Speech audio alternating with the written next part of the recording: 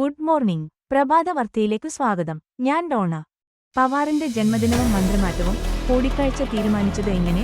കാരാട്ട് പിണറായിയെ വിളിക്കുമെന്നും നേതാക്കൾ. കോട്ടയം.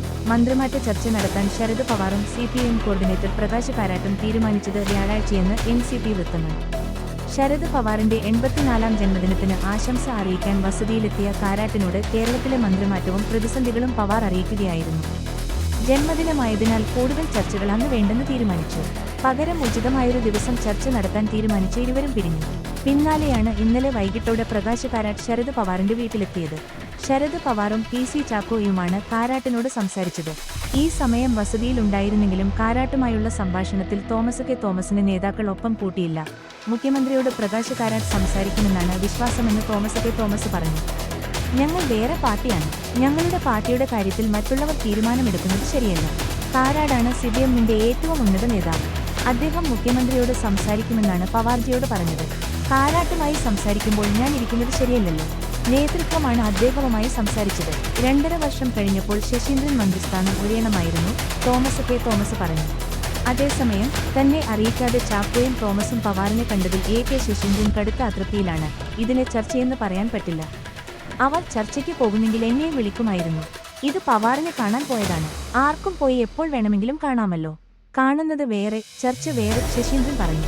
പ്രകാശ് കാരാട്ട് കൂടിക്കാഴ്ചയിൽ പങ്കെടുത്തല്ലോ എന്ന ചോദ്യത്തിന് കാരാട്ടിനെ ക്ഷണിച്ചവരുടെ ഔചിത്യം എന്താണെന്ന് ചിന്തിച്ചാൽ മതിയെന്നായിരുന്നു ശശീന്ദ്രന്റെ ഉത്തരം. ഇന്നത്തെ ചർച്ച വഴി യാതൊന്നും സംഭവിക്കില്ലെന്നാണ് തങ്ങളുടെ പ്രതീക്ഷയെന്ന് ശശീന്ദ്രൻ പക്ഷത്തെ നേതാവായ വർക്കല B രവികുമാർ പറഞ്ഞു. പ്രകാശ് കാരാട്ട് പിണറായിയെ വിളിച്ച് മന്ത്രിയെ മാറ്റണമെന്ന് പറയില്ല. അങ്ങനെ ഉണ്ടാകുമെന്ന് നിങ്ങൾ കരുതുന്നുണ്ടോ? തീരുമാനം എന്തായാലും അത് കേരളത്തിലേ ഉണ്ടാകൂ, രവികുമാർ പറഞ്ഞു. മന്ത്രിസ്ഥാനം. BJP സഖ്യത്തിൽ മുറുമുറുപ്പ്. ഭുജ്ബൽ പുറത്തേക്ക്. മുംബൈ. മഹാരാഷ്ട്രയിൽ മന്ത്രിസ്ഥാനം കിട്ടാത്ത കൂടുതൽ നേതാക്കൾ പ്രതിഷേധവുമായി രംഗത്തെത്തുന്നത് മഹായുതിക്ക് NDA തലവേദന കൂട്ടുന്നു. അജിത് പവാർ പക്ഷത്തെ മുതിർന്ന നേതാവും മുൻ ഉപമുഖ്യമന്ത്രിയുമായ ഛഗൻ ഭുജ്ബൽ പാർട്ടി വിടാൻ തയ്യാറെടുക്കുന്നതായാണ് സൂചന.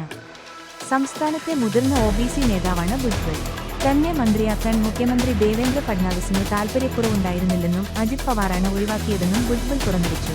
NCPയുടെ ആദ്യത്തെ സംസ്ഥാന പ്രസിഡന്റായിരുന്ന ഭുജ്ബൽ വിവിധ സർക്കാരുകളിൽ പല വകുപ്പുകൾ കൈകാര്യം ചെയ്തിട്ടുണ്ട്. മാന്യമായ പരിഗണന പാർട്ടിയിൽ നിന്ന് ലഭിക്കാത്ത സാഹചര്യത്തിൽ അണികളുമായി ആലോചിച്ച് തുടർ നടപടികൾ സ്വീകരിക്കുമെന്ന് പറഞ്ഞ ഭുജ്ബൽ ഇന്ന് മാധ്യമങ്ങളെ കാണുന്നുണ്ട്. മന്ത്രിസ്ഥാനം കിട്ടാത്തതിൽ ശിവസേന ഷിൻഡെ വിഭാഗത്തിലെ മുതിർന്ന നേതാക്കളായ താനാജി സാമന്ത്, സഞ്ജയ് ശിവതാരെ, അബ്ദുൾ സത്താർ എന്നിവർ കടുത്ത പ്രതിഷേധത്തിലാണ്. മുൻ സർക്കാരിൽ ആരോഗ്യമന്ത്രിയായിരുന്ന താനാജി സാമന്ത് അടക്കം ഏതാനും പേർ നിയമസഭാ സമ്മേളനത്തിൽ നിന്ന് വിട്ടുമെന്നാണ് പ്രതിഷേധം അറിയിച്ചത്. പ്രതിഷേധം രൂക്ഷമാകവേ ഇപ്പോഴത്തെ മന്ത്രിമാർ 2.5 വർഷത്തേക്ക് മാത്രമാണെന്നും അവസരം ലഭിക്കാത്തവരെ പിന്നീട് ഉൾപ്പെടുത്തുമെന്നും ശിവസേന നേതാവ് ഏക്നാഥ് ഷിൻഡെയും NCP മേധാവി അജിത് പവാറും അറിയിച്ചു. 2.5 വർഷം കഴിഞ്ഞാൽ ഒഴിയുമെന്ന് ഇപ്പോഴത്തെ മന്ത്രിമാരിൽ നിന്ന് ഷിൻഡെ സത്യവാങ്മൂലം വാങ്ങിയതായും റിപ്പോർട്ടുണ്ട്. മന്ത്രിപദങ്ങൾ BJPയും ശിവസേനയും NCPയും പങ്കിട്ടെടുക്കുകയാണെന്നും തിരഞ്ഞെടുപ്പ് വേളയിൽ രാപകലില്ലാതെ പ്രചാരണം നടത്തിയ ചെറുപാർട്ടികളെ പൂർണ്ണമായി അവഗണിച്ചെന്നും അവയുടെ നേതാക്കൾ ആരോപിച്ചു.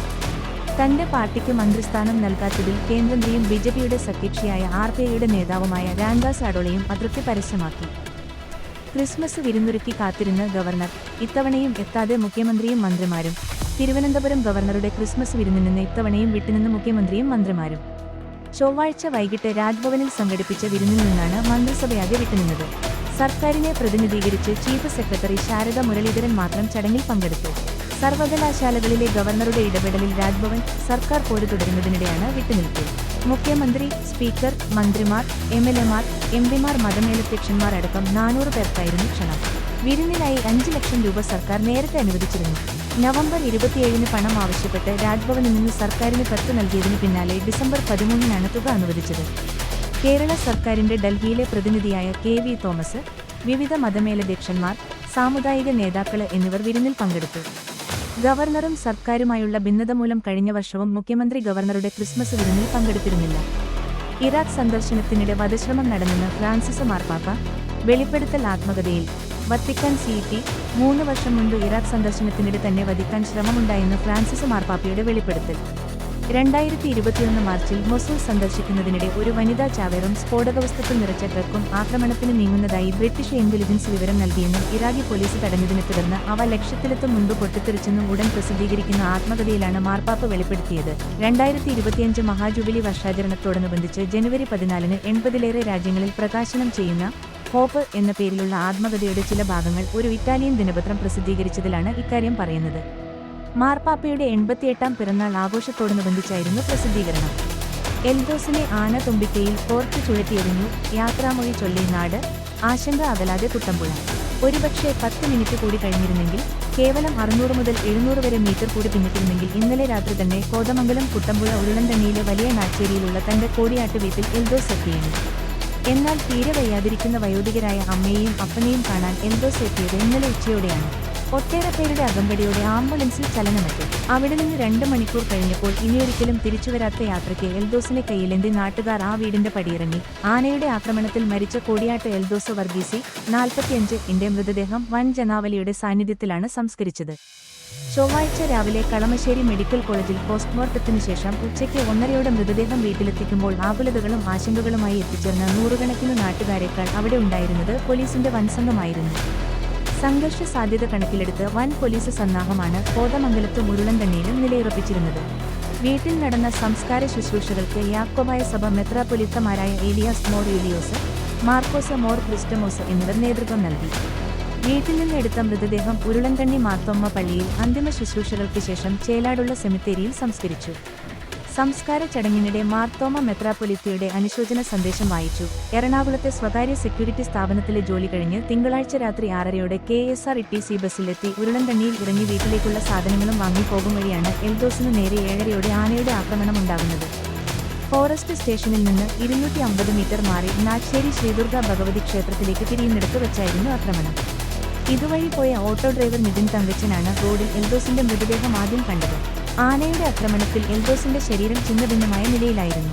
കാലുകൾ വലിച്ചു കീറിയിരുന്നു, കഴുത്തിന്റെ ഒരു ഭാഗം വേർപെട്ട് ആന്തരികാവയവങ്ങൾ പുറത്തുവന്ന നിലയിലായിരുന്നു മൃതദേഹം. ആന കുത്തിയ ശേഷം തുമ്പിക്കയിൽ കോർത്ത് ആഞ്ഞടിച്ച് ചുഴറ്റിയെറിയുകയായിരുന്നുവെന്നാണ് നാട്ടുകാരുടെ പക്ഷം. വനം വകുപ്പ് ഉദ്യോഗസ്ഥരും പോലീസും സ്ഥലത്തെത്തി മൃതദേഹം റോഡിൽ നിന്ന് നീക്കാൻ ശ്രമിച്ചെങ്കിലും നാട്ടുകാരുടെ പ്രതിഷേധത്തെ തുടർന്ന് കഴിഞ്ഞില്ല. സ്ഥലത്ത് സംഘർഷാവസ്ഥയും ഉടലെടുത്തു. തിങ്കളാഴ്ച അർദ്ധരാത്രിയോടെ സ്ഥലത്തെത്തിയ എറണാകുളം ജില്ലാ collector NSK Umesh, Kothamangalam MLA Antony John, Muvattupuzha MLA Mathew Kuzhalnadan, Kuttampuzha ഗ്രാമപഞ്ചായത്ത് പ്രസിഡന്റ് കാന്തി വെള്ളപ്പിയൻ, വാർഡ് മെമ്പർ ജോഷി പൊട്ടക്കൽ തുടങ്ങിയവർ രാഷ്ട്രീയ, സാമൂഹിക രംഗത്തെ പ്രമുഖരുമായി 1 മണിക്കൂറിലേറെ നേരം നടത്തിയ ചർച്ചയ്ക്കൊടുവിൽ 2 മണിയോടെ മൃതദേഹം റോഡിൽ നിന്നെടുത്ത് കളമശ്ശേരി മെഡിക്കൽ കോളേജിലേക്ക് മാറ്റാൻ നാട്ടുകാർ അനുവദിക്കുകയായിരുന്നു. 6 മണിക്കൂറോളം നീണ്ടുനിന്ന പ്രതിഷേധം. കലക്ടർ നൽകിയ ഉറപ്പുകളുടെ അടിസ്ഥാനത്തിലാണ് ജനങ്ങൾ പ്രതിഷേധം അവസാനിപ്പിച്ചത്. മരിച്ച എൽദോസിന്റെ കുടുംബത്തിന് നഷ്ടപരിഹാരമായി 5 ലക്ഷം രൂപയുടെ വീതം 2 ചെക്കുകൾ സഹോദരി ലീലാമ്മയ്ക്ക് കൈമാറി. തെരുവുവിളക്കുകൾ സ്ഥാപിക്കാൻ 5 ദിവസത്തിനുള്ളിൽ നടപടി സ്വീകരിക്കുമെന്നും കിടങ്ങ് നിർമ്മാണത്തിനുള്ള നടപടികൾ ചൊവ്വാഴ്ച തന്നെ ആരംഭിക്കുമെന്നും തൂക്കുവേലി പുനഃസ്ഥാപിക്കുന്ന ജോലി ഒരാഴ്ചക്കകം പൂർത്തിയാക്കുമെന്നും കലക്ടർ പ്രതിഷേധക്കാർക്ക് ഉറപ്പു നൽകി. കൈക്കൊണ്ട നടപടികളുടെ അവലോകന യോഗം ഡിസംബർ 27-ന് കലക്ടറുടെ നേതൃത്വത്തിൽ കുട്ടമ്പുഴയിൽ നടക്കും. എൽദോസിന്റെ മൃതദേഹം സെമിത്തേരിയിലേക്ക് എടുക്കുമ്പോൾ കോതമംഗലം ടൗണിൽ നൂറുകണക്കിന് പേർ പങ്കെടുത്ത ജനകീയ പ്രതിഷേധയോഗം ചേരുകയായിരുന്നു. KSRTC സ്റ്റാൻഡിൽ നിന്ന് DFOയുടെ ഓഫീസിലേക്ക് നടന്ന പ്രതിഷേധ മാർച്ചിലെ ജനകീയ പങ്കാളിത്തം ജനങ്ങൾ നിലവിലെ സ്ഥിതിഗതികളിൽ എത്രത്തോളം ആശങ്കാകുലരാണ് എന്നതിന്റെ കൂടി തെളിവായിരുന്നു. കുട്ടമ്പുഴയിലും കോതമംഗലത്തും ജനകീയ ഹർത്താലും പ്രഖ്യാപിച്ചിരുന്നു. കുട്ടമ്പുഴയിൽ ഹർത്താൽ പൂർണ്ണമായിരുന്നു. തിരുവമ്പാടിയിൽ ആരോഗ്യവകുപ്പ് പരിശോധന കർശനമാക്കി. 3 സ്ഥാപനങ്ങൾക്ക് പിഴയും 4 സ്ഥാപനങ്ങൾക്ക് നോട്ടീസും നൽകി. തിരുവമ്പാടി ജില്ലയിൽ മഞ്ഞപ്പിത്തം, എലിപ്പനി തുടങ്ങിയ പകർച്ചവ്യാധികൾ റിപ്പോർട്ട് ചെയ്ത പ്രത്യേക സാഹചര്യത്തിൽ ഹെൽത്തി കേരള ക്യാമ്പയിന്റെ ഭാഗമായി തിരുവമ്പാടി ഗ്രാമപഞ്ചായത്ത് കുടുംബാരോഗ്യ കേന്ദ്രത്തിന്റെ നേതൃത്വത്തിൽ തിരുവമ്പാടിയിലെ ഭക്ഷണ സാധനങ്ങൾ ഉണ്ടാക്കുകയും വിതരണം ചെയ്യുകയും ചെയ്യുന്ന സ്ഥാപനങ്ങളിൽ ആരോഗ്യവകുപ്പ് പരിശോധന കർശനമാക്കി. 23 സ്ഥാപനങ്ങളിൽ നടത്തിയ പരിശോധനയിൽ ലൈസൻസ്, ഹെൽത്ത് കാർഡ്, കുടിവെള്ള പരിശോധന റിപ്പോർട്ട് എന്നിവ ഹാജരാക്കാത്തതും ശുചിത്വ മാനദണ്ഡങ്ങളും പുകയില നിയന്ത്രണ നിയമവും പാലിക്കാത്തതുമായ 3 സ്ഥാപനങ്ങൾക്ക് പിഴയും 4 സ്ഥാപനങ്ങൾക്ക് നിയമപരമായ നോട്ടീസും നൽകി. പരിശോധനയ്ക്ക് health inspector M Sunil, junior health ഇൻസ്പെക്ടർമാരായ UK മനീഷ, മുഹമ്മദ് മുസ്തഫ ഖാൻ, ശരണ്യ ചന്ദ്രൻ എന്നിവർ നേതൃത്വം നൽകി. പകർച്ചവ്യാധികൾ കൂടി വരുന്ന പ്രത്യേക സാഹചര്യത്തിൽ ശുചിത്വ മാനദണ്ഡങ്ങൾ പാലിക്കാത്തതും മറ്റ് നിയമലംഘനങ്ങൾ നടത്തുന്നതുമായ സ്ഥാപനങ്ങൾക്കെതിരെ കർശന നിയമ നടപടികൾ സ്വീകരിക്കുമെന്ന് കുടുംബാരോഗ്യ കേന്ദ്രം മെഡിക്കൽ ഓഫീസർ ഡോക്ടർ KV പ്രിയയും ഹെൽത്ത് ഇൻസ്പെക്ടർ M സുനീറും അറിയിച്ചു. വൈദ്യുതി നിരക്ക് വർധന. കോൺഗ്രസ് KSB ഓഫീസിലേക്ക് പ്രതിഷേധ മാർച്ച് നടത്തി. കോടഞ്ചേരി പിണറായി സർക്കാർ അധികാരശേഷം കെഎസ്ഇബിയിലെ ധൂർത്തും കൊള്ളയും അഴിമതിയും കെടുകാര്യസ്ഥതയും ജനങ്ങളുടെ മേൽ അടിച്ചേൽപ്പിച്ച ഒരു മാനദണ്ഡവുമില്ലാതെ വൈദ്യുതി നിരക്ക് വർദ്ധിപ്പിച്ച് വിലക്കയറ്റവും മൂലം പൊറുതിമുട്ടുന്ന സാധാരണക്കാർക്ക് ഇരുട്ടടി നൽകിയ സർക്കാർ നടപടിയിൽ പ്രതിഷേധിച്ച് കോടഞ്ചേരി കെഎസ്ഇബി സെക്ഷൻ ഓഫീസിലേക്ക് ബ്ലോക്ക് കോൺഗ്രസ് കമ്മിറ്റിയുടെ നേതൃത്വത്തിൽ പ്രതിഷേധ മാർച്ച് ധരണയും നടത്തി. പ്രതിഷേധ മാർച്ച് ധരണയും കെപിസിസി നിർവാഹക സമിതി അംഗം പി.സി. ഹബീബ് തമ്പി ഉദ്ഘാടനം ചെയ്തു. കേരളത്തിലെ ജനങ്ങളെ കൊള്ളയടിക്കുന്ന കുറുവാ സംഘമായി വൈദ്യുതി വകുപ്പ് മാറിയിരിക്കുകയാണെന്ന് അദ്ദേഹം പറഞ്ഞു. ബ്ലോക്ക് കോൺഗ്രസ് പ്രസിഡന്റ് ജോബി ഇലന്തൂർ അധ്യക്ഷത വഹിച്ചു.